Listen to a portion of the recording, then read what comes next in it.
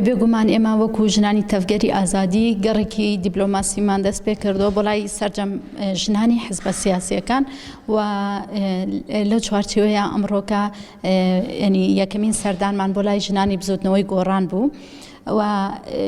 ئامانجی ئێمە لەم سەردانانەی ژنانی حیزبە سیاسیەکان ئەوەیە کە بتوانین پێکەوە وەکو ژنانی ناو حیزبە سیاسیەکان لە گۆڕەپانی سیاسیال ناو باشووری کوردستان ئەو ڕۆڵە پەراوێزخراوەی ژنان کە هەیە هەتا ئێستا کۆتایی پێبێنین و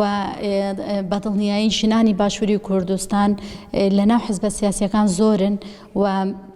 خاوەن ڕەنجێکن خاوەن توانایەکن بەڵام بەداخەوە توانە و ڕەنجیان بە هەند وەرنەگیراوە لە ئێستا و بەدواوە ئێمە کار لەسەر ئەوە بکەین پێکەوە دیالۆگمان بەردەوام هەبێ و لە هەمان کاتیشا بتوانین بۆ داهاتوو لە پلاتفۆرمێکە لە بەرەیەکی هاوبەشە کۆ ببینەوە یەکدەنگانە هەم لە پێناو باشکردنی ژیانی کۆمەلگایە لە پێناو چارەسەرکردنی کێشەکانی کۆمەلگا لە هەرێمی کوردستان لە پێناو دیموکراتیزەکردنی سیستەمی حکومڕانی لە هەرێمی کوردستان لە پێناو کۆتایی هێنان بە سیستەمی تاکڕەوی و بە عقلیەتی پیا و سالاری لە حکومڕانی باشووری کوردستان و حیزبە سیاسیەکانە و لە هەمان کاتیشا لە پێناو هێنانە پێشەوەی ژنان لە گۆڕەپانی سیاسیە لە باشووری کوردستان خەبات بکەین. بێگومان ئێمە هەوڵەدەین و هەوڵەدەین لە داهاتووشە بتوانین لە پلاتفۆرمێکا وەکو وتم یاخود لە بەرەیەکی هاوبەشە هەموو ژنانی حیزبە سیاسیەکان پێکەوە بتوانین گفتوگۆ بکەین لەسەر ئەو هەنگاوانەی کە پێویستە و ئەنجامی سەردانەکانیشمان هەوڵەدەین لە کۆنگری ڕۆژنامەنووسی لە هەر جەیەکیش کۆنگری ڕۆژنامەنووسی ئەنجام دەین و لە کۆی گشتیشە کۆنگری ڕۆژنامەنووسی لەسەر ئەنجامی سەردانەکان بۆ ئێوە بۆ ڕاگەیاندنەکانی کەش ئاشکرا بکەین. کۆبوونەوەیکی چڕوپڕ و فراوانمان کرد لەبارەی ڕۆڵی ژن و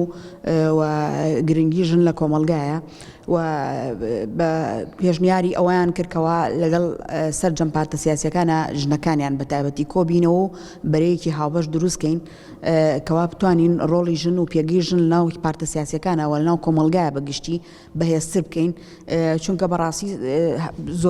زۆربەمان گەیشتونەتە قەناعەتکەوە ئەم کارکردنە بەم شێوە پەرتەوازەیە و هەر حیزبێک بۆ خۆی ئۆرگانێکی ژنی هەبێ و هەر حیزبێک بۆ خۆی کۆمەڵی ژن بگرێتە خۆی و بەجیاواز و بە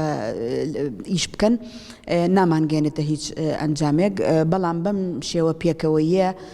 هیوادارین هەوڵەکان سەرکەوتوو بێ بتوانین هەمومان بەیەکەوە لە بەرەیەکا کۆبینەوە بەیەکەوە پشگیری یەکتری بکەین و بەیەکەوە داواکاریەکانمان پێشکەش بەدەسەڵات بکەین لە هەرێمی کوردستانە.